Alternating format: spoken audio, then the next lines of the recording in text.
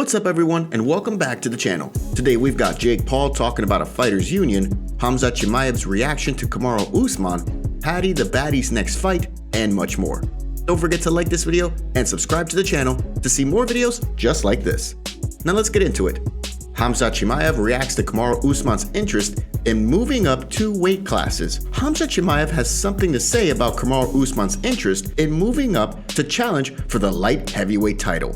Earlier this week, in an interview with GQ magazine, Usman let it be known that last year, prior to the Colby Covington fight, he was considering moving up to challenge the light heavyweight king himself at the time, Jan Blachowicz, for a chance to become champ. This is what Usman had to say about it. "I was going to skip Israel and go fight Jan at 205 pounds.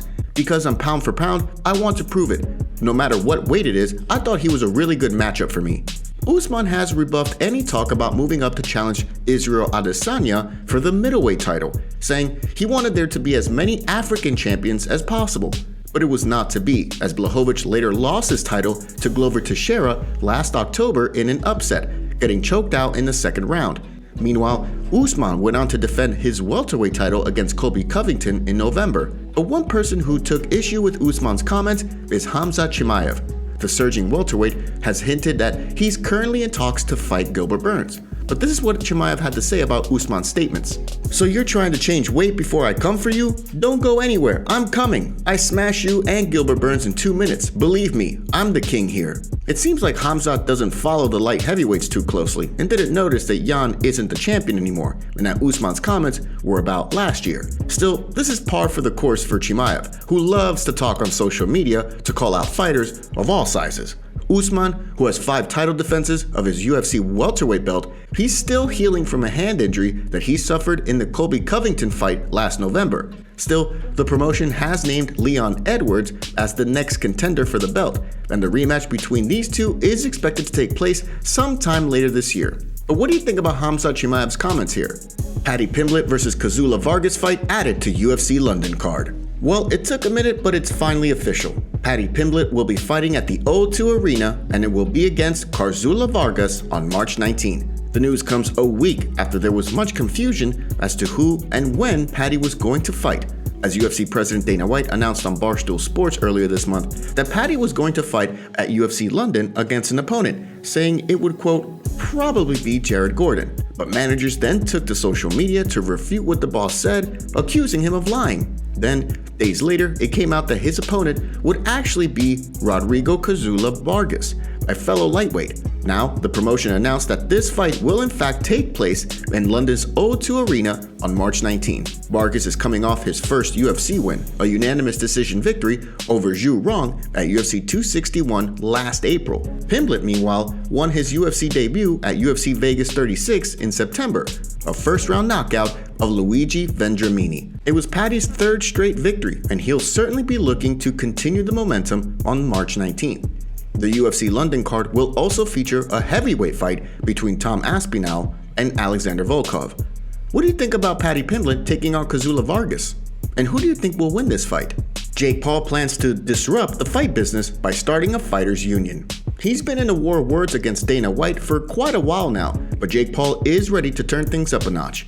In a recent interview with Stephen A. Smith on ESPN, Jake Paul made it very clear he's here to disrupt the MMA industry, and Dana White's business model in particular, with regards to fighter pay. Jake Paul has been putting on his own boxing events, fighting in the ring, and even has a 5-0 record to show for it. Sure, he picks his opponents, but he still has to perform, and he has been able to knock out 2 former MMA champions in Ben Askren and Tyron Woodley. Paul has also continuously called out MMA fighters to box, but he's also been vocal about fighter pay, and he's highlighting how much less MMA fighters in particular make compared to other athletes. Case in point, this week on ESPN, he said this. I want to create a fighters union. This is my goal, is to really impact the whole entire sport, both MMA and boxing, and leave an everlasting stamp. And I just so happen to not be beholden to anybody. A lot of these UFC fighters are beholden to Dana White. They can't speak out against him. So I'm using my platform because I'm one of the very few people who actually can. The idea of a fighters union is nothing new. Roger Huerta talked about it years ago, and some other fighters have mentioned it as a possibility, but it's never really gone anywhere for a variety of reasons. But what do you think? Do you believe that Jake Paul will create a real professional fighters union? How do you think this will be received by the fighters? And do you think the fighters will join? Well, Jake Paul released his Dana White diss track this morning, and here's what the MMA community thinks. Tim Sylvia says, "This is great." Then he responds to news that Jake Paul wants to start a fighters union, and he says, "I will help in any way I can." Gray Maynard tweeted, "I had low expectations going into it, but that shit was actually funny as hell." Then, in responding to a tweet that said, "I used to have respect for you, Maynard," Gray Maynard said, "Why? Because I thought that was funny? You know how many times I've heard Dana shit on fighters and people in general? He brought all this on himself. To be honest, I think it's really just the beginning." And when someone replied that Dana White put Gray Maynard on a pedestal, Gray Maynard responded by saying, "No, he made money off my blood and sweat and paid me shit, still making money from a lot of my fights being replayed. I was on a pedestal because I worked my ass since I was 3 years when I started wrestling. He just pimps us out and takes most of the money." Gray Maynard goes on to say, "Look man, I don't expect you to understand my experiences working with the UFC, but I can assure you, after my first title fight when I was only guaranteed $26,000, reality hit pretty hard and I started finding other ways to make money." And in response to when someone says, "You signed the contract," Gray Maynard said, "That's true to an extent. Ultimately, I feel it was because the UFC created a monopoly and that really gave us no other options at the time. That's what the class lawsuit going on is about. At the end of the day, a judge will let us know if that was what happened. We'll see." Back to the music video, Ariel Helwani tweeted out, "Oh my." Aaron Bronstetter said, "Very creative ways of raising further awareness. I look forward to seeing how much money is raised from this free video and hearing from the fighters that earn additional revenue from it. That is the intention after all." And in a YouTube comment, Bare Knuckle Fighting Championship said, "We live in the strangest time in history and we absolutely love it." And in another tweet, someone said, "Just heard the new Jake Paul diss track on the radio in LA. Oh man, Dana cannot get the monkey off his back with this one, but like he said in the past, Jake uses the UFC to sell pay-per-views and doesn't have a draw for himself. Jake seems like he's still using the UFC to draw attention." What do you think about all of this? Let us know down in the comment section below.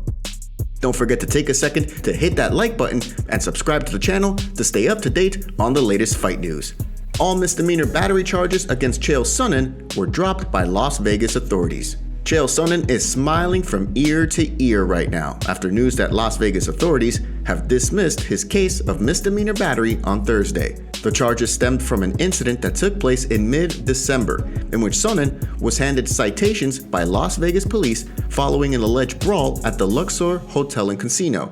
Police say Sonnen beat up 5 people after a couple, allegedly, made disparaging remarks about Sonnen's wife. Sonnen was escorted off the property by police, and a video from people at the scene showed police walking him out of a hotel hallway, with reports from TMZ stating that a witness saw Sonnen banging on the door of a hotel room and engage in a physical altercation. Still, no injuries were reported there.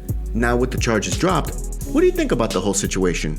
Daniel Cormier cautions Jon Jones to not get too cocky about a potential Francis Ngannou fight. Prior to the UFC 270 main event last Saturday, former champ and color commentator Daniel Cormier predicted that both Francis Ngannou and Ciryl Gane had the stuff to beat Jon Jones at heavyweight, should they ever meet in the octagon. Now, days after the fight, is DC backtracking? It does look like he is, and he said as much in a recent video on his YouTube channel. Case in point, this is what DC said on his YouTube channel this week after the main event at UFC 270. And I'm watching Jones's tweets and him almost celebrating, wow, this fight gives me a ton of confidence. You better slow down. You gotta slow down, because I had to slow down as an outsider. Because what we saw in Francis Saturday was not the Francis Ngannou that we are used to. But what we saw was a guy that was able to adjust on the fly, something that Francis didn't have before, and still keep his championship. Still, DC goes on to talk about how he's less sure that Ngannou would flat out beat Jones in an MMA fight, given what they saw last week. DC talks about how he was impressed with the way Ngannou won the fight, taking Gane down and generally doing things that are out of character for him in that department. But because of this, Jones would have the edge in the grappling department, saying that you have to be elite to beat Jones in this department. And even then, it's not a guarantee, just like at Jones's previous fights with DC, a decorated wrestler himself. himself. Still, given what Ngannou was up against going into the UFC 270 main event, the contract dispute, the fight against a former coach and a former teammate, a serious knee injury, DC believes that Ngannou is able to step up in key moments and make adjustments, which will certainly be needed in a fight against Bones. But what do you think about DC's statements here? Thanks so much for joining us today and catching up on all things MMA. What do you make of what's going on in the fight world? Make sure to like this video and subscribe to the channel to stay up to date on all the latest news from the MMA world. See you next time.